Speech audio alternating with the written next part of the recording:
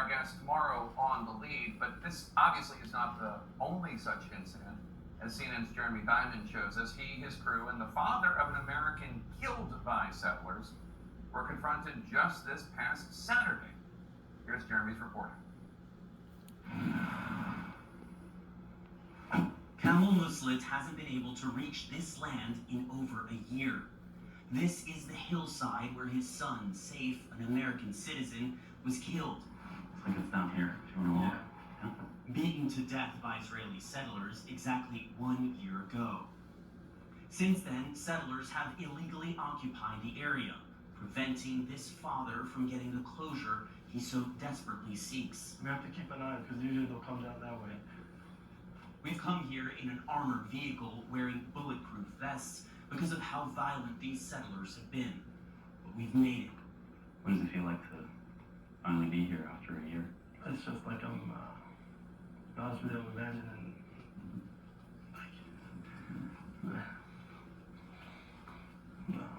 I'm just imagining him, you know, like, so it's just a lot going on in my head right now, like just what he went through at that moment.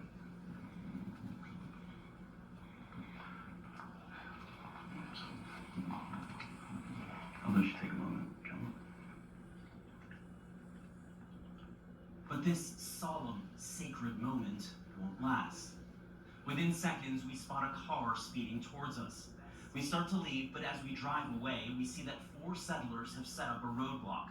Armed with clubs and rocks, they try and block our way.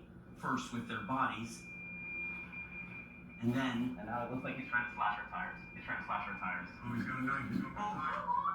A group of independent journalists and activists are in the car behind us. Their vehicle isn't armored.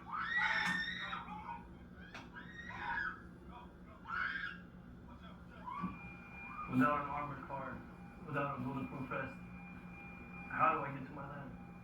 The Israeli army right now should be here and kicking them out. It's illegal for them to be there. It's frustrating. You're so angry and you can't do nothing about it. It just kills you from inside. But the settlers aren't done. More arrive, blocking another road before chasing us and attacking us again. No, they're trying to stop our car again. They're hitting us. We finally make it back to safety, where I get on the phone with the Israeli military, which is responsible for security in this area. But settlers have also called the military, and these soldiers are only interested in harassing us, refusing to take action against the settlers. Minutes later, the commander of a different battalion arrives and sends his soldiers after the settlers, detaining them until the police arrive. The Israel police said they arrested 4 suspects and seized clubs and a knife. They vowed to, quote, bring them to justice accordingly. A full year later, Camel Muslit is still waiting for his son's killers to be brought to justice. No one's been arrested, no accountability. Saif was just 2 weeks shy of his 21st birthday when he was killed. A Florida native, he had been visiting his family in the West Bank. At the time, U.S. Ambassador to Israel Mike Huckabee condemned Muslit's killing as a criminal and terrorist act and vowed to pressure Israel to bring his killers to justice. I reached out to the U.S. Embassy. I sent them a list of questions, and this is the response they gave me. They said the Trump administration has no higher priority than the safety and security of Americans. Due to privacy considerations, we have no further information to provide at this time. I just feel if that was true, they would do something about it. At least an open investigation. That's the least that they could do.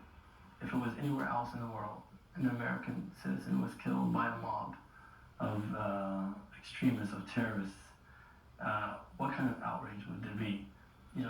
How disappointed would Saifullah be right now that his U.S. passport did nothing for him? Saif believed in that blue passport.